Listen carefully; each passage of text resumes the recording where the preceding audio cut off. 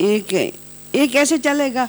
ठाकुर जी के ऊपर हम कुछ भी नहीं लाद रहे हैं, ये हमारे धर्म है और हमारे लिए इसे करना कंपलसरी है। तो हम अगर कुछ भी करेंगे तो हमारे घर में जो भी रह रहा है उसके साथ भी तो करेंगे ही ना, ऐसे हम हमारे सेवक के साथ भी तो करेंगे। प्रवाह मार्ग भी घुस जाएगा ना अपने में, कि वो प्रवाह मार्ग में ऐसा है कि जो करो बस भगवान है ने भगवान देखे છે બધું, तो भगवान तो બધું स्वीकारे છે, तो ऐसे तो नहीं चलेगा ना। नहीं चलेगा। मैं वही कह रही हूँ कि हम हमारे संप्रदाय की विधा में, क्योंकि हमारा संप्रदाय गैर हिंदू संप्रदाय नहीं है, पहली बात, असनातनी नहीं है हम। साधन दीपिका के प्रवचन में पहले दिन जो श्याम काका जी ने बात की थी उसमें आपने इस बात को समझाने का प्रयास किया था कि हम पहले हिंदू होते हैं फिर हम वैष्णव बनते हैं। हम पहले वैष्णव बन के हिंदू नहीं बनते हैं, क्योंकि हिंदू कोई बन नहीं सकता है, हम पैदाइशी हिंदू होते हैं। तो हम जन्मजात पहले सनातनी होते हैं, वो हमारी पहली आइडेंटिटी होती है। एडिशनली हम वैष्णव संप्रदाय का चयन करते हैं, इसलिए वहाँ का जो कुछ भी है वो बाय डिफॉल्ट हमारे लिए है और वैष्णवीय परंपरा हमारे लिए एडिशनल है। जो व्यक्ति सनातनी है ही नहीं, मानो म्लेच्छ है, और जब वो वैष्णव बनता है तो उसके लिए केवल वैष्णवता उसका प्रमुख धर्म है, उसको और कोई धर्म प्राप्ति नहीं है। तो वैष्णवता के अंतर्गत, सात्विक धर्मों के अंतर्गत उसे केवल सामान्य धर्म दिए जाते हैं, वर्णाश्रमाधिकार से वो च्युत है, तो उसके लिए केवल एक धर्म है, हमारे लिए बहुत धर्म है। दूसरी बात। और तीसरी बात, एक बात देखो, और क्या कहते हैं कि ठाकुर जी तो ऐसे कह रहे हैं गीता जी में कि हाथी कूतरो गाय चांडाल बदामा एक सरखो, ये सरखा देखो सबको, तो ये भी यहाँ चलेगा? वो दर्शन करना है, वर्तन तो नहीं होगा ना। जिस दिन हम दर्शन कर पाएंगे उस दिन कर लेंगे ऐसा व्यवहार। तात्पर्य ये है कि ये स्थिति जो है वो हमारी ये ड्यूअल स्टेटस वाली है। ड्यूअल भी नहीं है, 4-5 स्टैंडर्ड्स हैं हमारे जीवन के। और जब हम अपने आप को भगवान के प्रति आत्मनिवेदित ब्रह्म संबंध दीक्षा लेकर करते हैं, तब हम जितना समर्पण गिनती से करवाते हैं उसमें ये सब कुछ आता है। क्योंकि जब मैंने ये कहा कि मैं मेरे देह का समर्पण कर रही हूं, तो वो देह कौन है? इसलिए अपने यहाँ ब्रह्मसंबंध मंत्र बोलते समय ये परंपरा है कि जब हम अहम बोलते हैं तब हम हमारे गोत्र, प्रवर और वेद शाखा का भी उच्चारण करते हैं कि इस गोत्र में हम उत्पन्न हैं, ये हमारी प्रवर है, ये हमारी वेद की शाखा है, और इसके हम पुत्र हैं और ये हमारे गुरु हैं। ऐसा मैं आत्मा सहित आपको समर्पित होता हूँ, ऐसा हम बोलते हैं। जब अब हम ये बात बोल रहे हैं, अपने गोत्र का हम उच्चारण कर रहे हैं, अपनी वेद शाखा का हम उच्चारण कर रहे हैं, उस समय हम अपनी इन सभी आइडेंटिटीज को समर्पित कर रहे हैं। और ठाकुर जी जब हमें देख रहे हैं स्वामी के रूप में, तो ठाकुर जी ये देख रहे हैं कि ये इतनी आइडेंटिटीज के वाला व्यक्ति आया है, तो भगवान हमारी उन सब आइडेंटिटीज को कंसिडर कर रहे हैं।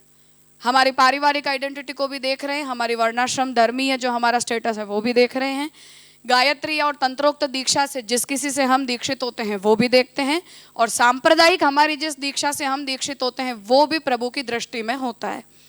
और जैसे हम प्रभु के प्रति एक प्रकार का भाव रखते हैं कि आप देव भी हो, आप देवाधिदेव भी हो, आप परब्रह्म भी हो, और आप स्वसेव्य भी हो, और आप नंदराज कुमार भी हो, उस तरह से भगवान भी हमें देखते हैं कि ये ब्राह्मण भी है, ये भारतीय भी है, ये इस परिवार का मेंबर है, ये इस गुरु का शिष्य है, ये इस पिता का बेटा है, इस वेद की शाखा से आ रहा है और महाप्रभु जी का शिष्य है। तो जितनी आइडेंटिटी हम ठाकुर जी को कन्वे कर रहे हैं उतनी आइडेंटिटी प्रभु भी हमारी देखते हैं। और प्रभु जब हमसे हमारी सेवा स्वीकार रहे हैं तब ठाकुर जी हमारे इन सभी स्टेटस को ध्यान में लेते हैं।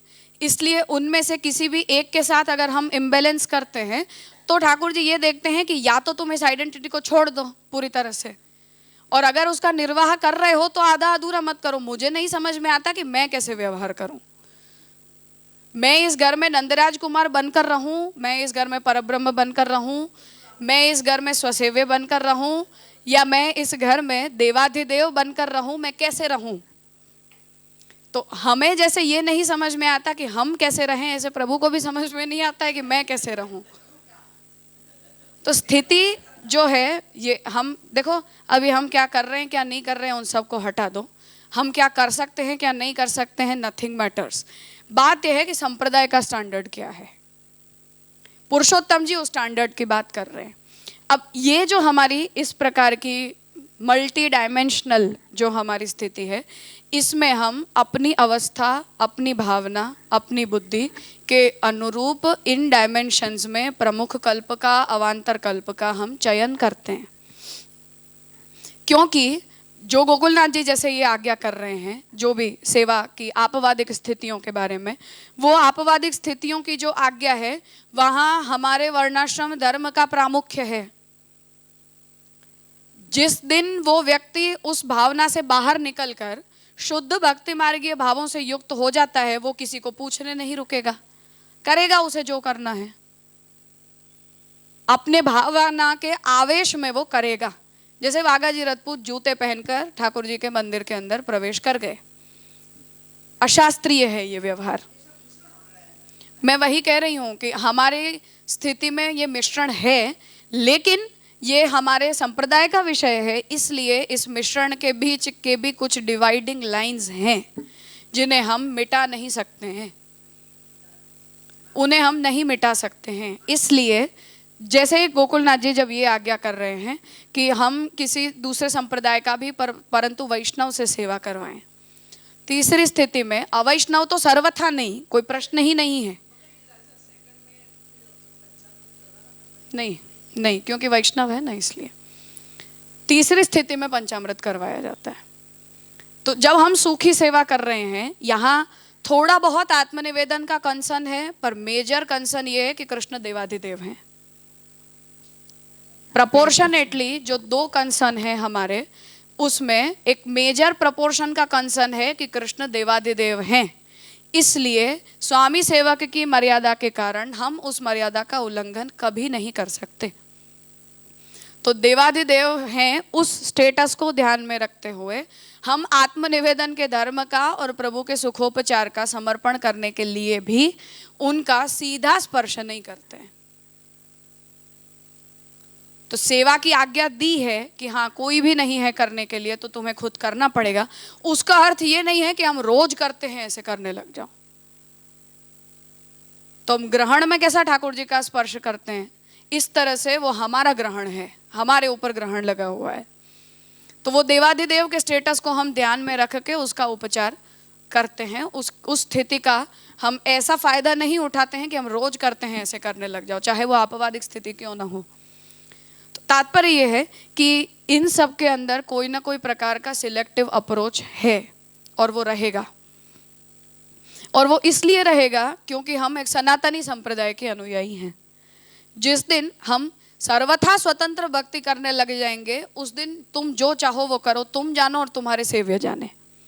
ठाकुर जी को ठीक नहीं लगेगा तो वो तिरोहित हो जाएंगे, ठाकुर जी को ठीक नहीं लगेगा तो वो विभूति रूप से विराज जाएंगे, उन्हें वो भी ठीक नहीं लगेगा तो कोई और प्रकार की अपनी लीला प्रकट कर देंगे, जो चाहेंगे वो कर देंगे। परंतु यदि हम इस संप्रदाय की परंपरा का पार्ट हैं, तब प्रभु महाप्रभु जी की मर्यादा से बंधे हैं और हम भी महाप्रभु जी की मर्यादा से बंधे, दोनों ही उतनी मर्यादा के बंधन में ही जी रहे हैं। ठाकुर जी भी महाप्रभु जी की मर्यादा का कभी उल्लंघन नहीं करते और हम भी महाप्रभु जी की मर्यादा का उल्लंघन करने के लिए कभी भी परमिटेड नहीं है, एट एनी कॉस्ट परमिटेड नहीं है। अब वो सेवा कृतिर गुरोर आज्ञा बाधनम व हरिच्छया वाली स्थिति जिस दिन आ जाए, उस दिन ठाकुर जी भी परमिटेड हैं और हम भी परमिटेड हैं, तब तक नहीं है। तो हम स्वेच्छाचार नहीं कर सकते। यहाँ जो पुरुषोत्तम जी ये पूरा ग्रंथ लिख रहे हैं, उसमें पुरुषोत्तम जी इस माइंडसेट के साथ इसे लिख रहे हैं कि ये जो हमारा मंत्रोपदेश है, ये क्योंकि कोई भी साधना का प्रारंभ मंत्रोपदेश से होता है और उस साधना में हम दिन रात जो करते हैं वो साधना का प्राइमरी एलिमेंट नहीं है, परंतु मंत्रोपदेश में हम जो बोले हैं वो साधना का प्राइमरी एलिमेंट है, जो उस मंत्रोपदेश की भावना को उसके सिद्धांत में डिस्टर्बेंस क्रिएट कर सकता है यदि हमारा व्यवहार उसके अनुरूप नहीं चलता है। तो जो मंत्रोपदेश, जो मंत्र दीक्षा हमें दी जाती है वो हमारे आसपास एक यंत्र के जैसे चलती है। ये हमारी बाउंड्री लाइन है, ये हमारी बाउंड्री लाइन है और इस बाउंड्री लाइन से हम बाहर नहीं जा सकते हैं। तो अगर हम ब्रह्म संबंध दीक्षार्थी हो गए और हम अपने गले में हमने आत्मनिवेदन की कंठी पहन ली, तो ये हमारी बाउंड्री लाइन है। उस आत्मनिवेदन की दीक्षा से बाहर के व्यवहार में हम नहीं जा सकते। ये उस मंत्रोपदेश का अर्थ होता है। अब इस मंत्रोपदेश का ऐसा जब एक स्वरूप बन जाता है हमारे लिए और हमारे संप्रदाय की परंपरा के लिए, तब उसके स्टेटस पर विचार होता है। जब इन स्थितियों में इसका विचार करना पड़ता है कि अब गायत्री दीक्षा और ब्रह्म संबंध दीक्षा ये दोनों विरुद्ध हैं या अविरुद्ध हैं, तांत्रिकी दीक्षा और ब्रह्म संबंध दीक्षा विरुद्ध हैं या अविरुद्ध हैं,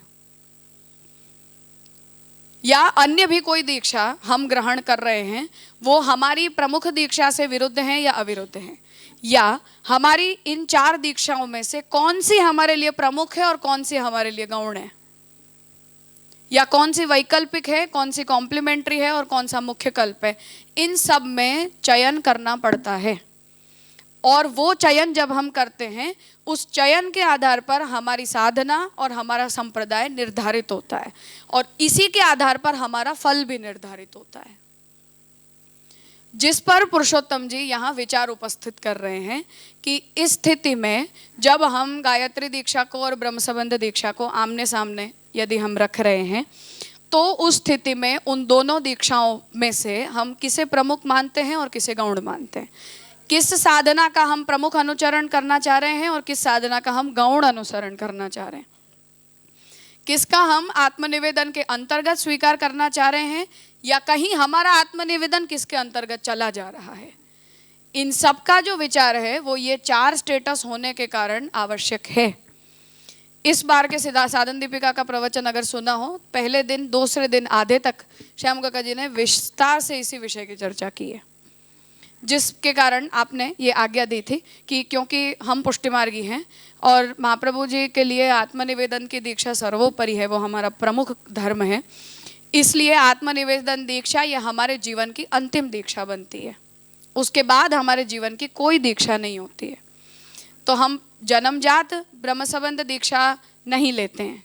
पुरानी अपनी परंपरा में जन्म होता है तब शरण दीक्षा ली जाती है, जब पुरुषों की गायत्री दीक्षा होती है तब गायत्री दीक्षा के साथ गायत्री दीक्षा के बाद ब्रह्म संबंध दिया जाता है। उसमें दोनों प्रकार के विचार हैं। एक मंत्र दीक्षा जो गायत्री दीक्षा है वो हमारी आध्यात्मिक की शुद्धि है, तो हम स्नान व्रत वगैरह करके आदि भौतिक देह शुद्धि करते हैं। गायत्री दीक्षा से जब हम दीक्षित होते हैं तो मंत्र दीक्षा से हमारे देह की आध्यात्मिक की शुद्धि होती है, और उसके बाद फिर हम ब्रह्म संबंध दीक्षा लेकर अपने देह और अपनी आत्मा की आदिदैवी की शुद्धि करते हैं। ये एक विचार है। और दूसरा विचार ये है कि ब्रह्म संबंध के ऊपर हमारी कोई दीक्षा नहीं होनी चाहिए, वो हमारे जीवन की अंतिम दीक्षा होनी चाहिए। इसलिए गायत्री दीक्षा लेने के बाद ब्रह्म संबंध दीक्षा दी जाती है। सब लोगों के साथ यही क्रम बनता है। तो सुबह गायत्री दीक्षा होती है, उसके बाद शाम को उत्थापन के समय, संध्या के समय जो है वो ब्रह्म संबंध दीक्षा दी जाती है, क्योंकि वो हमारे जीवन की अंतिम दीक्षा है। विवाह संस्कार जब कन्याओं का होता है तो पुराना क्रम यही है कि कन्या को भी ब्रह्म संबंध दीक्षा विवाह के बाद दिया जाता है, क्योंकि स्त्री जो है उसके जीवन का केवल एक ही संस्कार होता है, वो विवाह का संस्कार होता है। तो पाणी ग्रहण है वो स्त्रियों के लिए एकमात्र दीक्षा है।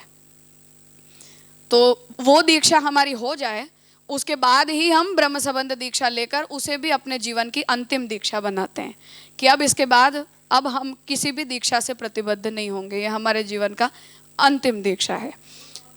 और उस कारण से श्याम काका जी ने प्रवचन के समय ये बात कही थी कि जो पुरुष होते हैं पत्नी की ब्रह्म संबंध दीक्षा, क्योंकि वल्लभ कुल में जो स्त्रियां आती हैं उनमें कुछ ऐसी भी होती हैं जो पहले से ब्रह्म संबंध दीक्षित होती हैं, कुछ लोगों की दीक्षा विवाह के बाद यहाँ नए घर में आने पर होती है।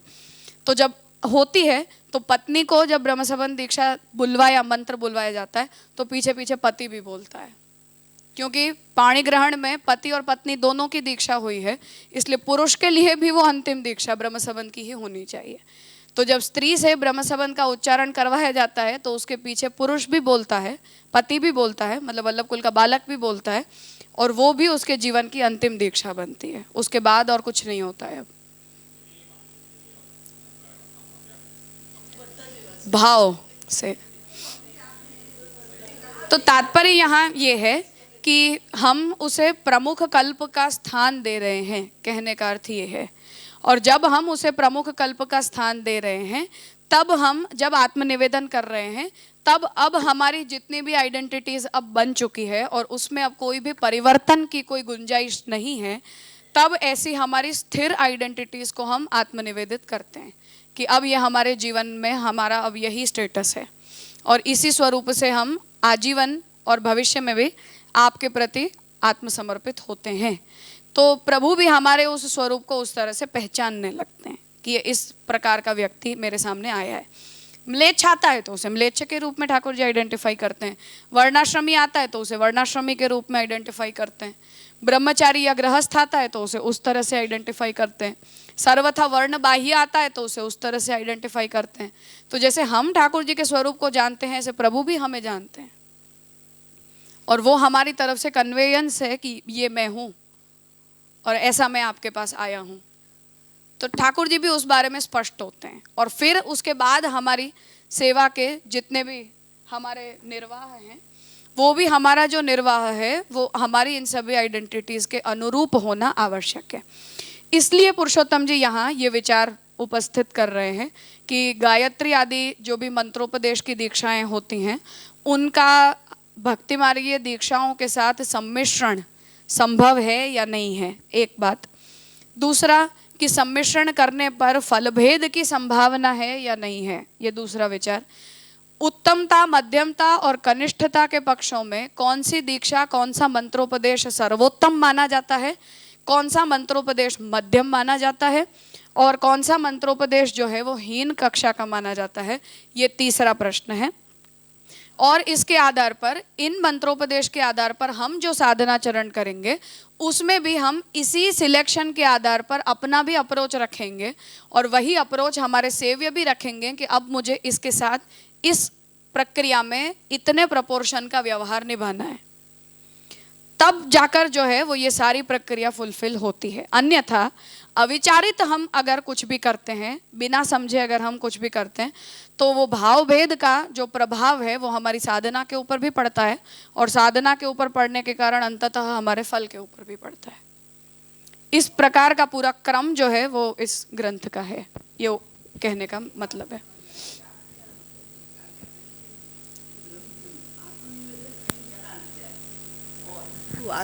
और कहाँ कहीं चला न जाए करके, अर्थात कि मानो मैंने सकाम अनुष्ठान किया कोई भी अपनी गोपाल मंत्र दीक्षा के बल पर, तो मेरा आत्मनिवेदन तो चला गया ना। हमने आत्मनिवेदन विभूति परक किया था या परब्रह्म परक किया था? परब्रह्म परक किया था। यदि हमने परब्रह्म परक किया था तो परब्रह्म तो अस्पृष्टो रमते है, तो लौकिक में जाएगा ये। चलो ये तो देव में आपने लिया कि देव में नहीं जाएगा। भगवान का लौकिक स्वरूप होता ही नहीं है कोई। तो देखो करके दो ही स्वरूप होते हैं, आध्यात्मिक और आधिदैविक। लौकिक स्वरूप तो ये जगत है, इसमें हम ऑलरेडी हैं। तो अपना ये आत्मनिवेदन लौकिक में नहीं जाएगा। हाँ, तो हम जिसके प्रति आत्मनिवेदी हैं, अपने बच्चों के प्रति, अपने पति के प्रति, अपने माँ बाप के प्रति, उस आत्मनिवेदन को हम निभाएंगे, ठाकुर जी के प्रति नहीं निभाएंगे। अच्छा, अगर हमारे जीवन का वो प्रमुख कल्प बन रहा है, प्रावाहिक हमारा जीवन, तो हमारा आत्मनिवेदन वहां हुआ है, ठाकुर जी में नहीं हुआ है। साफ बात। वो प्रवाही हो रहा है ना? हाँ, प्रवाही हो, शुद्ध प्रवाही है। मर्यादा तो उससे अच्छा है, शुद्ध प्रवाही है। जो आत्मनिवेदी नहीं है और अपन को अच्छे लगे रहे हैं और उनके साथ अपन उनके लिए मर रहे हैं, हाँ, तो ये लौकिक हो गया ना? प्रवाही हो गए ना। प्रणाम। जैसे इसमें अष्ट छाप के अपने कीर्तनों में आवे भेद मर्यादा का उल्लंघन का, तो वो किस तरह से समझ? अवस्था भेद से। जब हम भक्ति मार्ग की उच्चतम अवस्था पर पहुंच जाते हैं, मतलब व्यसन पर पहुंच जाते हैं, तब वो सब चीजें आवश्यक नहीं रह जाती हैं।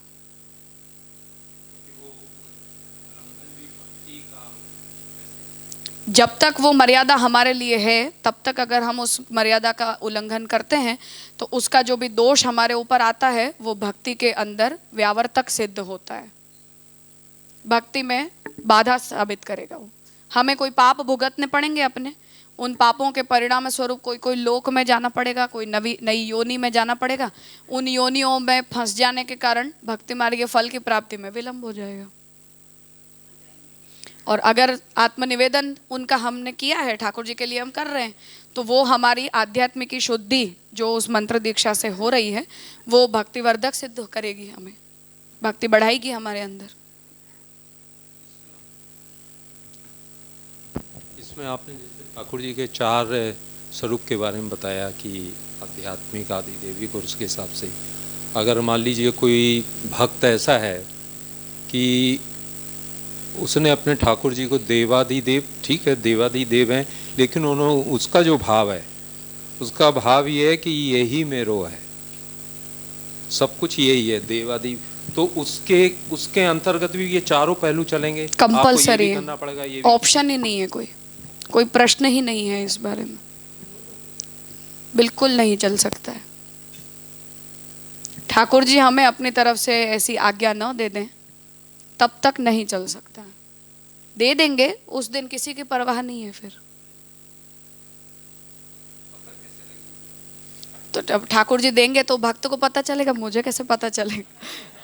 जिसे बताएंगे उसे पता चलेगा। हाँ बिल्कुल हुआ, बिल्कुल हुआ।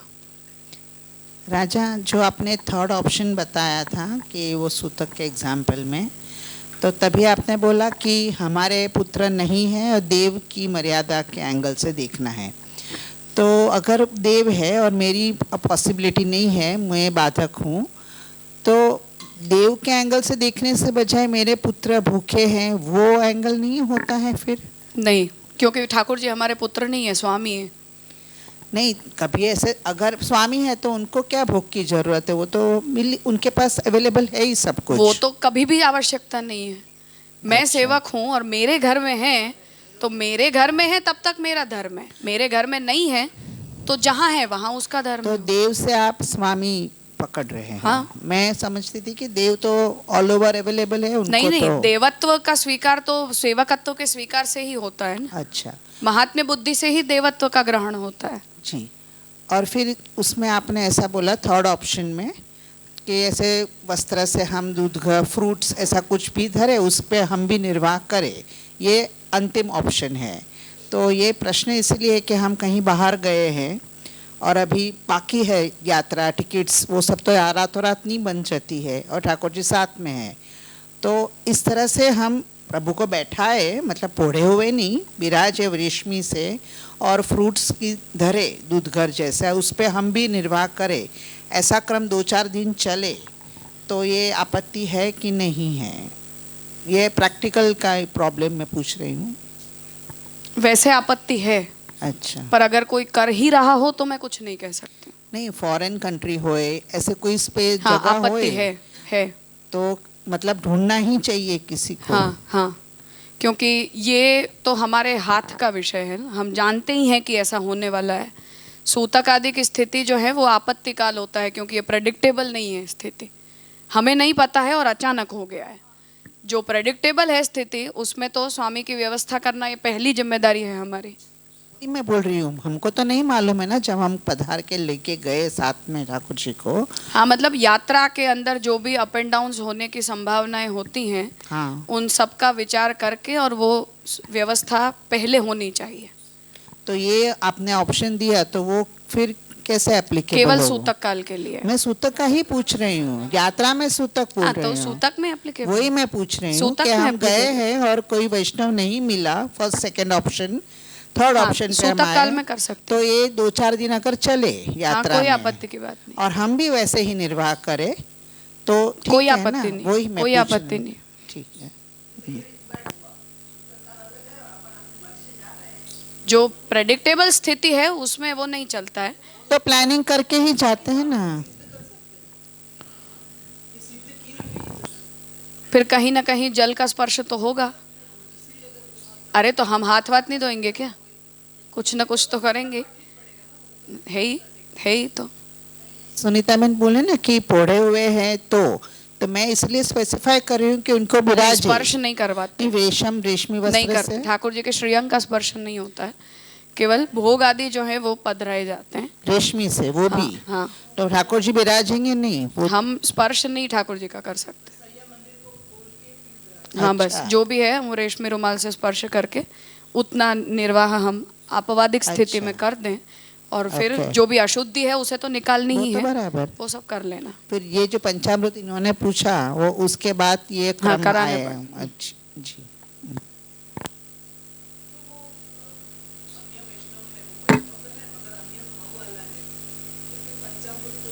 करना पड़ता नहीं। क्योंकि हमारे वो प्रसंग में आता है ना, महाप्रभु जी ने दूसरे भाव अगर हो तो फिर वो महाप्रभु जी वो ने- तो उन्होंने उसमें महाप्रभु जी की बुद्धि की थी, अच्छा, इसलिए इसलिए। तो वो तो गुरु वो तो बुद्धि कर मतलब दी है ना। ठाकुर जी देव बुद्धि है तो उनका कृष्ण भी। में भगवत बुद्धि तो है तो ना वादा उनकी, नहीं। इसलिए वो तो उन्होंने महाप्रभु जी हैं ऐसा भाव कर दिया था। तो वो तो महाप्रभु जी तो गुरु हैं, ऐसा तो नहीं कर सकते हैं ना, इसलिए तो कम से कम जो भी वैष्णव हैं उनमें प्रभु के प्रति महात्म्य के कारण देव बुद्धि तो बनी हुई है ना। तो देव बुद्धि होने के कारण वो व्यवहार मान्य है। शरणागति में सेवा ही नहीं है। शरणागति को तो ये विचार ही कहाँ है, उनको तो सेवा ही नहीं है।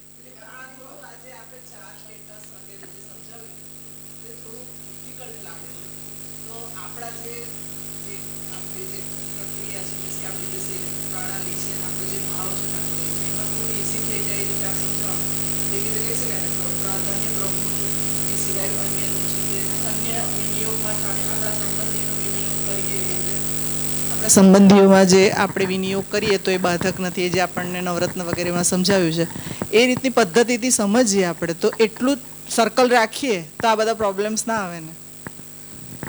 आपने हमें खुद भी इतने से चल जाता हो तो हमारा चित्त अशांत न हो, हम उद्वेग में न आते हों कि हम वहाँ नहीं गए, यहाँ नहीं गए, इसने नहीं बुलाया, उसने नहीं बुलाया, तो ऐसी सब स्थिति हमारी ना बनते तो अव्यावृत तो भजत कृष्णम प्रथम कल्प है हमारा। आनंद से करो।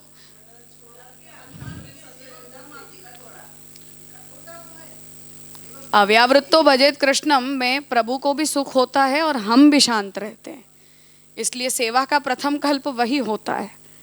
हम व्यावृत तो होते हैं तो उसमें हमें भी खुद भी तकलीफ ज़्यादा होती है और ठाकुर जी को भी परिश्रम होता है, वो स्थिति में तो कोई शंका ही नहीं है। इसलिए अव्यावृत तो भजत कृष्णम जब महाप्रभु जी कह रहे हैं, महाप्रभु जी इन सभी संभावनाओं को देखकर ही कह रहे हैं। मतलब सब क्रिया जो है हमारी वो प्रभु संबंधित अगर नहीं है तो वो सब छोड़ दे तो ये सब कोई प्रॉब्लम नहीं होती है।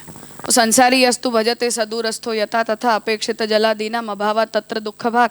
महाप्रभु जी यही तो कह रहे हैं कि हाँ मुझे चाहिए गंगा जी, लेकिन हम अपने घर में बैठे हैं। ऐसे भगवान का प्रेम चाहिए हमें, हम संसार में बैठे हैं। तो अपेक्षित जल है लेकिन हम दूर हैं तो हम भी दुखी होते हैं, और ठाकुर जी को भी तकलीफ होती है कि क्या है सब जंजाल। वन माइंडेड नहीं होते हैं तो ये सब हम भुगत ही रहे हैं ना। वो सब अपना चित्त क्लिष्ट होता ही रहता है, थोड़े थोड़े दिनों में कुछ ना कुछ होता ही रहता है। वो सब क्लेश इसी का परिणाम है। एक चित्त होकर अव्यावृत तो भजत कृष्णम वाला कल्प हो तो ठाकुर जी भी अति प्रसन्न और हम भी बिना क्लेश के सेवा परायण होते हैं। व्यावृत्तों की सेवा में तो है ही समस्या। इसमें ये श्यामू बाबा का इसमें इसके ऊपर हमने सुना था, पता नहीं कितना हमने ध्यान सही करा है। वो ये बोल रहे थे कि ये जितनी भी ये चीज़ें हैं सूतक और ये है, ये सब अधिकार और कर्तव्य के ऊपर चलता है। अगर वो जो जीव है उसने अपना देह का अधिकार त्याग कर दिया तो कर्तव्य कहाँ रह गया। सही बात है, जैसे आप श्री ने अभी बताया सही कि बात है। वो अव्याव्रत होके उसने सब छोड़ दिया है, तो फिर क्या पालना। कुछ नहीं है फिर। तो अधिकार, अगर जीव अधिकार रख रहा है कि अरे ये तो मेरा भतीजा है, ये मेरा चाचा है, मामा का ये हो गया, तो फिर तो अधिकार है, फिर कर्तव्य आपको पालन करना पड़ेगा। और कुंभन दास जी जैसे अपने पुत्र का सूतक पालने के विचार से मूर्छित हो गए, उस भावावेश के व्यक्ति को भी यदि ये मर्यादा के उल्लंघन की आज्ञा नहीं है तो हम किस खेत की मूली हैं।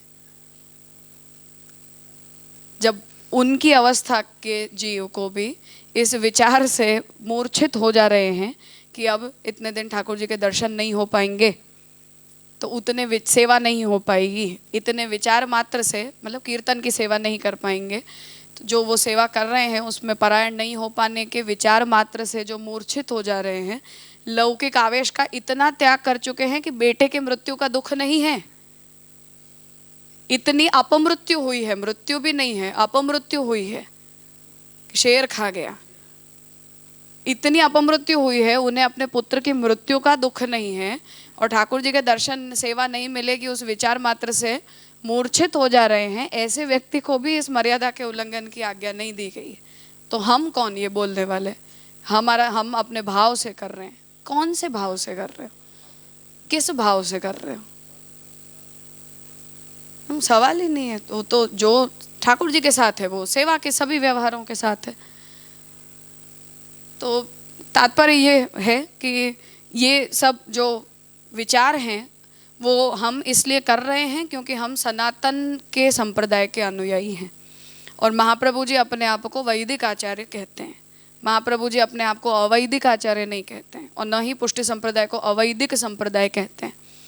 इसलिए ये सब स्टेटस जो हमारी सेवा में, हमारी भक्ति में, हमारी साधना में, हमारे सिद्धांत में हमें मिल रहे हैं, उनका परस्पर स्टैंडर्ड क्या है ये पुरुषोत्तम जी देखना चाह रहे हैं और फिर इनमें उत्तमता, मध्यमता और कनिष्ठता का विचार करना चाह रहे हैं और इन सब का परस्पर सम्मिश्रण भी देखना चाह रहे हैं कि कहाँ किस मर्यादा में कितने हद तक क्या हम मिश्रित कर सकते हैं और क्या नहीं कर सकते हैं और फिर उसका प्रभाव अंततः हमारे फल पर कैसा पड़ेगा। इन सब विषयों को इस ग्रंथ में पुरुषोत्तम जी ने सोचा है। कभी विलंब हो, कभी हम परब्रह्म चाह रहे थे हमें विभूति मिल गए, ऐसा भी हो सकता है। तो सकाम करोगे तो क्या होगा? तो हमने सोचा कुछ और मिला कुछ, तो अंत में जाकर हमें ये लगे कि हम तो परब्रह्म सोच कर आए थे तो ये तो कुछ और निकल गया। पूर्णानंद की आकांक्षा से आए थे, ये तो गणितानंद हो गया। ऐसे सब भी एक्सीडेंट्स हो सकते हैं, सूक्ष्म है। राजा, ये स्वीयान भक्तान प्रदर्शन जो आ रहा है, मैं आपत्ति काल की बात नहीं कर रहा हूँ, इन जनरल जब आज्ञा कर रहे हैं कि जो स्वीयर भक्त है उनको आप दर्शन करा सकें। भक्त का तो समझ, यानी कोई अच्छा वैष्णव हो, महाप्रभु जी के सिद्धांत को फॉलो करो। जब स्वीयान हम कहते हैं तो स्वीयान किसका? परिवार का स्वीयान के किसका? ये हमेशा दुविधा बनी रहती है राजा कि हम सब परिवार मिलके सेवा करते हैं। अभी कोई मेरा स्वीय हो, ज़रूरी नहीं हो मेरे, उसका उनका भी स्वीय हो, कोई उनका भी स्वीय हो, तो ज़रूरी नहीं कि मेरा स्वीय हो। सही बात है। तो ये इसका फिर निर्णय कैसा करें कि किन को, क्योंकि कोई आ जाए भले मेरा स्वीय है, भक्त भी है, लेकिन उसको आपत्ति होगी कि मेरा तो स्वीय नहीं है, आप क्यों ऐसा दर्शन करा सके। मुख्य जो सेवा करता होते हैं उनका निर्णय होना चाहिए इस विषय में। जी राजा, ये जो भी बड़ा है और जिसको देखकर ठाकुर जी घर में विराज रहे हैं उनका इस विषय में निर्णय होना चाहिए। जो भी बड़े हैं हमारे घर में और जो ये मेरे सेव्य हैं, ऐसी अपनी रिस्पॉन्सिबिलिटीज है, सेवा परायण है और जिसका चेहरा देखकर ठाकुर जी भी उस घर में विराज रहे हैं, उनका इस विषय में अंतिम निर्णय होना चाहिए। वो जो कहें उस तरह से होना चाहिए। उन्हें स्वीय बुद्धि हो तो ठीक है, स्वीय बुद्धि न हो तो नहीं है। जी राजा।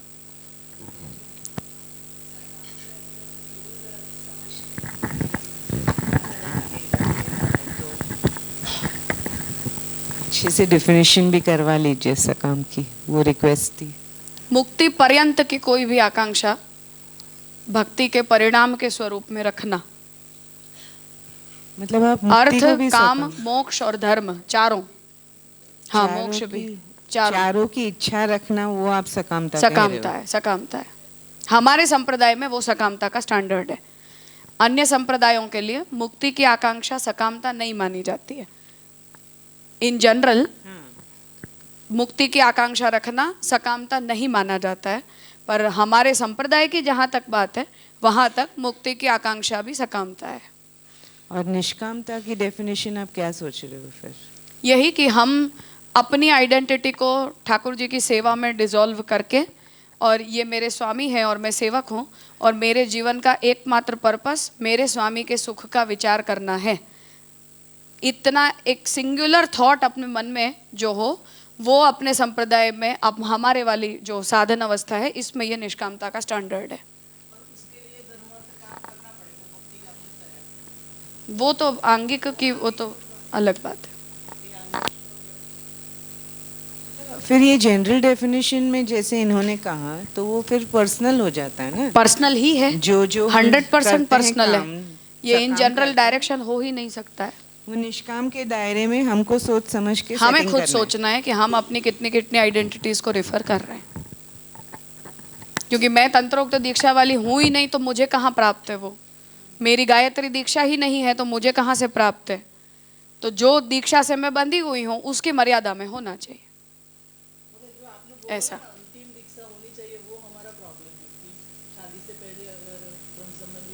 वो भावी निवृत्ति से फिर तब हम बोल गए थे हमारे पति न पुत्र तो कहाँ थे, तो सब बोल गए ना, हो तो ठीक, नहीं हो तो कुछ नहीं। लेकिन ऐसे अभी मैंने देखा आधुनिक में भी यंग बॉय भी अब मतलब ब्रह्म संबंधी ही है था, फिर भी गायत्री ली बाद में। तो हमको तो नहीं मालूम उसके भाव क्या है, लेकिन उसका ऐसा बाहर से ऐसा लगता है Gayatri would be more important उसके लिए, कि उसको ये करना होगा जो भी अधिक प्राप्त होते हैं उसके लिए ली होगी। कैसे समझें उसका? ये सब क्योंकि ये एक्सीडेंट गायत्री दीक्षा के साथ नहीं है, ये एक्सीडेंट ब्रह्म संबंध दीक्षा के साथ हुआ है, क्योंकि ब्रह्म संबंध दीक्षा जल्दी ले ली गई है। वो था सेवा परायण भी था पहले नहीं, से। सेवा परायण होने की बात नहीं है, पर ब्रह्म संबंध दीक्षा तब ली जाती है जब हम स्वतंत्र सेवा के लिए तैयार हों, कि कल मैं मेरे माँ बाप के साथ न रहूं तो भी मैं सेवा करूंगी। कल अपना शहर छोड़कर मैं दूसरे शहर में किसी भी कारणवश रहने चली जाऊं तब भी मैं सेवा परायण रहूंगी। ऐसी मानसिक तैयारी से ब्रह्म संबंध लिया जाता है। हम हमारे माता पिता के साथ जो कर रहे हैं वो हमारी सेवा नहीं है, वो उनकी सेवा है जिसमें हम केवल सहयोगी हैं। तो ब्रह्म संबंध दीक्षा उस तैयारी के साथ ली जाती है। At any cost, in any condition हम सेवा परायण न हो, ऐसा नहीं होगा। और ऐसे कोई भी चांस हमें लग रहे हो तो हमें राह देख लेनी चाहिए। हाँ, खुद का निर्णय होना चाहिए। गायत्री वुड भी, आप बोल रहे हैं गायत्री डिफॉल्ट होगी उसके लिए, और हाँ। ब्रह्म संबंध जल्दी हो गया है, ऐसा जल्दी हो समझना गया, चाहिए। जल्दी हो गया। अच्छा। सो बेसिकली हम लोग तुरंत ब्रह्म संबंध दे देते अपने घर के बच्चे लोग को, तो दैट इज गलत बात। थियोरेटिकली, प्रैक्टिकली वन ना। मैं तो अपना ही उदाहरण देती हूँ ना हमेशा ही। हम लोग जबलपुर श्याम काका जी का प्रवचन था तब गए थे, तो श्याम काका जी को किसी को ब्रह्म संबंध देना था, तो काका ने मुझे बोला तुम लोग बाहर चले जाओ। तो श्याम काका ने पूछा तुम्हारा ब्रह्म संबंध नहीं हुआ है? तो मैंने कहा नहीं। फिर अब तब तो जो होना था वो सब हो गया, हम लोग बाहर चले गए। फिर मैंने काका से पूछा था कि क्यों हमारा नहीं हुआ, तो काका ने कहा तुमने कभी पूछा ही नहीं था। हाँ, ऐसा ही बोला था कि तुमने पूछा ही नहीं था कभी। तो मैंने कहा सही बात है, हमने कभी पूछा ही नहीं था। ऐसा कभी ऐसा लगा ही नहीं, ऐसा मन में विचार भी नहीं आया कि हमारे अंदर कोई इनकम्प्लीटनेस है। तो उस दिन बाहर निकाला, बाहर चले जाना पड़ा और सुनने नहीं मिला, तो ऐसा लगा कि वो अपने में कुछ कम हो गया। फिर बाद में थोड़ा टाइम के बाद, उसके भी 3-4 साल के बाद दिया। तो ऐसा होता है, ये तो रिस्पॉन्सिबल बिहेवियर होता है ना। हम समझते हैं तो रिस्पॉन्सिबिलिटी से करना चाहिए। हाँ, सुन नहीं सकते हैं ना।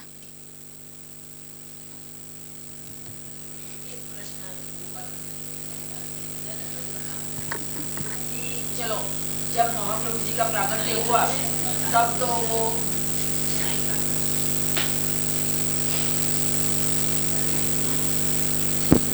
दंडवत प्रणाम राजा। तो ये गोपाल मंत्र के बारे में मुझे ऐसी जिज्ञासा है कि जब महाप्रभु जी का प्राकट्य हुआ तब तो वो ही परिवार से हैं जहाँ पर गोपाल मंत्र की दीक्षा से ये सब समर्पण का प्रकार चल रहा था। फिर बाद में ठाकुर जी की आज्ञा से महाप्रभु जी ने ब्रह्म संबंध अपना संप्रदाय शुरू करके ब्रह्म संबंध दीक्षा लेने की शुरू की। तो फिर ये गोपाल मंत्र की दीक्षा को कैरी फॉरवर्ड क्यों किया गया, जबकि ऐसा हम गोपीजन प्रीत्यर्थम ऐसा बोलते हैं, तब तो ये इसके अंदर ऐड कर देने से वो दीक्षा उसके अंदर कैरी फॉरवर्ड हो जाती है। तो हो नहीं जाती है, ये इंटेंशनली ऐसा किया गया है। इंटेंशनली ऐसा हाँ, किया। हाँ। नहीं तो फिर अलग से गोपाल मंत्र की दीक्षा, जैसे आपने बोला है कि बहुत सारे वल्लभ कुल के परिवार में ऐसा चल रहा है, तो क्या उसका संदर्भ है? क्योंकि एक तो ये है कि ब्रह्म संबंध के साथ गोपाल मंत्र की दीक्षा का सैद्धांतिक और भावनात्मक कोई विरोध नहीं है। तो जैसे गायत्री दीक्षा अविरुद्ध है और उसे हम ले रहे हैं, ऐसे वो भी अविरुद्ध है, इसलिए उसका स्वीकार करने में हमें कोई सांप्रदायिक आपत्ति नहीं है, एक बात। और दूसरा ये कि वो महाप्रभु जी की पारिवारिक जिम्मेदारी है। लेकिन शिष्यों के लिए वो रिस्पॉन्सिबिलिटी नहीं है, पर परिवार के लिए वो जिम्मेदारी का विषय है कि हमारे भी पूर्वज कोई अवैष्णव तो नहीं थे, सब वैष्णव थे, ठाकुर जी की सेवा कर रहे थे, और उनके ऊपर भी तंत्रोक्त विधि में परायण होने के बावजूद भी, श्रौत दीक्षा से सिद्ध होने के बावजूद भी ठाकुर जी की इतनी कृपा रही कि उन्होंने कहा कि मैं प्रकट हो जाऊंगा आपके ही परिवार में। तो कोई ना कोई भाव शुद्धि भी है उनके हृदय में। ऐसा तो है नहीं कि कोई अन्य कामना से भजन चल रहा था, तो नहीं तो ठाकुर जी का प्राकट्य ही नहीं होता ऐसे परिवार के अंदर। तो उनके परिवार के लोगों में, महाप्रभु जी के पूर्वजों में, ठाकुर जी ने भी जब ऐसी भाव शुद्धि और देह शुद्धि, वर्ण शुद्धि सब देखा है, भक्ति मार्गीय भाव को भी देखा है, तब तो जाके महाप्रभु जी का उस परिवार के अंदर प्राकट्य हुआ है। तो उस परंपरा का भंग महाप्रभु जी नहीं चाहते थे, और भंग करने के पीछे कोई कारण भी नहीं है। नहीं, लेकिन क्यों तोड़ो उस परंपरा को? क्योंकि ब्रह्म संबंध दीक्षा में सब आ ही रहा है। सब आ ही रहा है, पर उसे अगर इसमें मिला भी दें तो भी कोई आपत्ति की बात नहीं। नहीं तो गायत्री दीक्षा हम क्यों नहीं छोड़ देते हैं? नहीं, क्योंकि वो तो वर्णाश्रम अधिकार है ना। उसी प्रकार से जो तंत्रोक्त परंपरा से हम चल रहे हैं, उस परंपरा का निर्वाह भी तो कंपलसरी है ना। जैसे वर्णाश्रम का धर्म हमें परंपरा से प्राप्त होता है। मैंने थोड़ी चाहा था कि मेरा जन्म ब्राह्मण परिवार में हो जाए। हम पैदा हुए हैं तो हमारा परिवार है, तो हमारी जिम्मेदारी है ब्राह्मणत्व का निर्वाह करना, उसे निभाना। उसी तरह से महाप्रभु जी के जो पूर्वज हैं वो तंत्र प्रणाली से अर्चन करते थे, गोपाल उपासक हैं शालिग्राम जी के। तो तंत्रोक्त विधि से जो अर्चन की परंपरा चल रही थी, वो जब हमारी भक्ति मार्गीय परंपरा से और भगवद आज्ञा से अविरुद्ध है, तो उसको भी गायत्री दीक्षा की तरह ही स्वीकार लेने में कोई सांप्रदायिक विरोध नहीं उपस्थित हो रहा है, इसलिए उसे इस तरह से स्वीकार लिया गया। और ये परंपरा के निर्वाह के लिए, और विरोध न होने के कारण भी, विरुद्ध होता तो उस परंपरा का त्याग किया जाता है। और वो केवल वल्लभ कुल परिवार में ही है, वैष्णवों को तो नहीं दी जाती है। जिन्हें इच्छा हो और चाहते हो तो ले सकते हैं। वही मैं पूछती हूँ कि क्यों चाहते हैं? क्योंकि उन्हें ये लगता है कि हमारे गुरु के द्वारा प्रदत्त ये परंपरा है, और जो शिष्य वर्ग होता है वो भी पुत्रवत ही होते हैं गुरु के लिए। अच्छा। तो संतान होने के नाते हमारी भी जिम्मेदारी है हमारे गुरु की परंपरा का निर्वाह करना, तो उसे कंटिन्यू किया जा सकता है। अच्छा। और बहुत से परिवार भी ऐसे हैं कि जिनके वहाँ ब्राह्मण शिष्य वर्ग में, जिन लोगों के वहाँ परंपरा से गोपाल मंत्र की दीक्षा चलती आ रही है, शिष्य वर्ग में भी हाँ ऐसे हाँ हैं, तो वो लोग भी उसे कंटिन्यू करते हैं। जी राजा।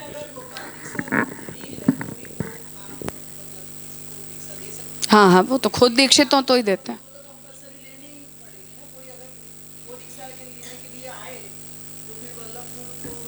परंपरा का निर्वाह है मूलतः, उस परंपरा के प्रति प्रेम और आदर का भाव है कि हम इस परंपरा का पार्ट हैं, और उन लोगों के प्रति हमारे हृदय में आदर है, प्रेम भी है कि वो हमारे बड़े हैं। तो उन्होंने जो कुछ भी परंपरा रखी है उसका विच्छेद हमें नहीं करना चाहिए, कोई भी परंपरा। जी राजा। और तो गोपाल मंत्र की दीक्षा शालिग्राम जी की पूजा के लिए से होती है। शुद्ध तंत्रोक्त दीक्षा शालिग्राम अर्चन के लिए होती है। स्वरूप की वहाँ पर हो भी सकता है, वैकल्पिक है, रखे तो कोई समस्या नहीं है, न भी करे तो भी कोई आपत्ति की बात नहीं है। शालिग्राम जी विष्णु है साक्षात, ऐसा होता। हाँ, अपनी परंपरा में कभी क्षत्रिय वैश्यों को भी सुना नहीं है, ब्राह्मण शिष्यों को दिया हो, ऐसा जो भी प्रचलित क्रम है ऐसा लगता है। बाकी हमारे संप्रदाय से बाहर की परंपरा में गोपाल मंत्र 2 क्रम से दिया जाता है, ओमकार पूर्वक और क्लीमकार पूर्वक। चैतन्य संप्रदाय में गोपाल मंत्र की ही दीक्षा होती है। तो ओमकार पूर्वक द्विजों को दिया जाता है और क्लीमकार पूर्वक अद्विजों को दिया जाता है, क्योंकि उनके वहां वो प्रमुख एकमात्र दीक्षा है इसलिए। हाँ, तो वहाँ वो क्लीमकार पूर्वक स्त्री शूद्रों को और अद्विजों को दिया जाता है, और ओमकार पूर्वक जो गायत्री दीक्षित होते हैं उन्हें दिया जाता है। और वहाँ भी गायत्री दीक्षा होने के बाद ही गोपाल मंत्र दीक्षा होती है, और वो अंतिम दीक्षा होनी चाहिए, इसलिए उसका प्रारंभ क्लीमकार से होता है और मंत्र का प्रारंभ ओमकार से होता है, बस। हाँ, बहुत सारे हैं, बहुत सारे हैं। तंत्रोक्त विधि से वो दीक्षा होती है, तो स्त्री अद्विजों को क्लीमकार, क्लीम केवल प्रारंभ में आता है, बाकी मंत्र एक जैसा होता है, आगे के मंत्र में कोई परिवर्तन नहीं है। ओमकार से प्रारंभ करें तो द्विजाधिकारक होता है, और क्लीमकार से प्रारंभ हो तो अद्विजों के लिए होता है। अपने यहाँ अद्विजों को देने की परंपरा ही नहीं है, क्योंकि वहाँ वो ब्रह्मसवन मंत्र से सब हो ही जाता है, तो द्विजों को ओमकार पूर्वक का एक ही दिया जाता है, कोई दूसरी परंपरा अपने यहाँ नहीं है। पुरुषाधिकारक है केवल, उसकी दीक्षा ग्रहण काल में होती है, मध्य काल में, ग्रहण के बीचों बीच। ग्रहण का जब मध्य काल आता है तब गोपाल मंत्र की दीक्षा होती है। हाँ हाँ, चंद्र ग्रहण, सूर्य ग्रहण जब आए तब। नहीं, ग्रहण में 3 बार स्नान करने का विधान है जलाशय में, प्रारंभ में भी, मध्य में भी और अंत में भी। ग्रहण से पूर्व भी स्नान किया जाता है, ग्रहण के मध्य काल में भी स्नान होता है। अरे नियम यही है।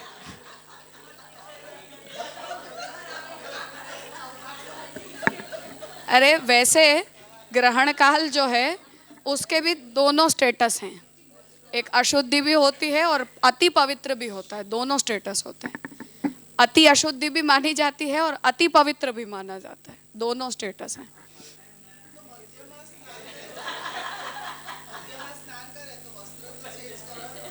ये जलाशय में जो लोग नहाने जाते हैं और जलाशय के किनारे ही बैठते हैं उन लोगों के लिए। नदी में, समुद्र में, तालाब में स्नान होता है, फिर घर आना। हाँ, वो हम ठाकुर जी हमारे घर में जगते हैं इसलिए। बाकी जो ग्रहण काल में जो स्नान होता है वो, क्योंकि हम तब जप करते हैं, मंत्र जप, तो मंत्र जप करते हैं तो वो देह शुद्धि की आवश्यकता होती है उसके लिए, तो अपवित्र अवस्था में नहीं कर सकते हैं। और जो सन्यासी, साधु, संत इस प्रकार से जो लोग दीक्षित होते हैं वो तो जल में खड़े रहकर पूरा ग्रहण काल निकालते हैं, जल में ही खड़े रहकर पूरा ग्रहण काल निकालते हैं, किनारे पर भी नहीं बैठते हैं। वो भी अलग अलग प्रकार के ग्रहणों के विषय में ये नियम होता है, सब ग्रहण एक जैसे नहीं होते हैं। पर तात्पर्य यह है कि ग्रहण के मध्य काल में गोपाल मंत्र की दीक्षा होती है, नहीं अपने संप्रदाय में, अन्य काल में नहीं दी जाती है। चैतन्य संप्रदाय में, क्योंकि वो एकमात्र दीक्षा की परंपरा है, इसलिए उनके वहाँ जो क्लीमकार पूर्वक का होता है उसमें एकादशी वगैरह अच्छे दिन देख के दी जाती है, पर ओमकार पूर्वक जो है वो ग्रहण काल में ही होती है।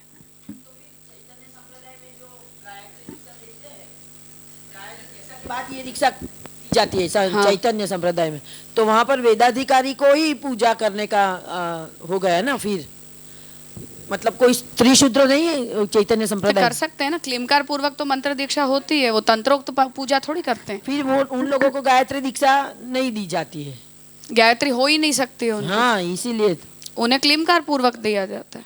अच्छा, तो वो बिना विधि का अर्चन करते हैं ना, सेवा हम जैसे सेवा करते हैं ऐसे करते हैं, हमें कभी फर्क थोड़ी लगता है अपनी सेवा में, ऐसे।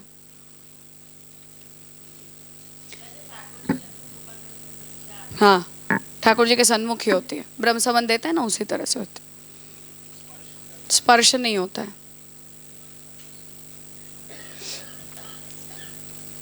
ठीक है, थोड़ा हेडेक था, पर हाँ, राह जो भी पड़े, राह जो भी पड़े,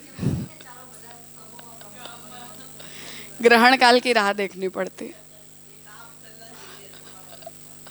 ग्रहण काल की राह देखनी पड़ती है।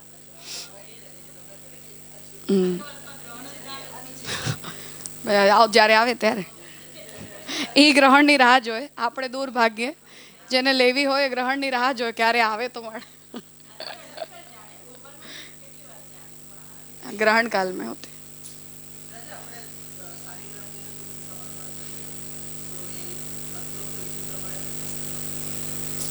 तंत्रोक्त विधि प्रमाणे करी ज ना सके स्त्री तो. हाँ, चंदन અને અક્ષત કંકુ બધાથી પૂજન કરી અને ઉપર ધરાવે. આપણે તો પરબ્રહ્મ बुद्धि જ છે ને, પછી ભેદ જ નથી બંનેની અંદર. तो जो ठाकुर जी के लिए वो यही है, अलग से कोई आवश्यकता ही नहीं. जरूरी नहीं है करना ऐसा.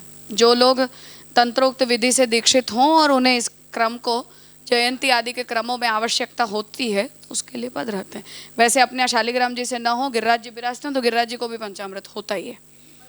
कोई केवल शालिग्राम जी के ही लिए पंचामृत होता है ऐसा भी वो कोई बात नहीं. अपने यहाँ गिरिराज जी यदि विराजते हो तो गिरिराज जी को भी जयंती पे पंचामृत होते ही है, जो भी तंत्रोक्त विधि से करना चाहते हैं वो लोग. हाँ, वेणु जी को भी होते हैं.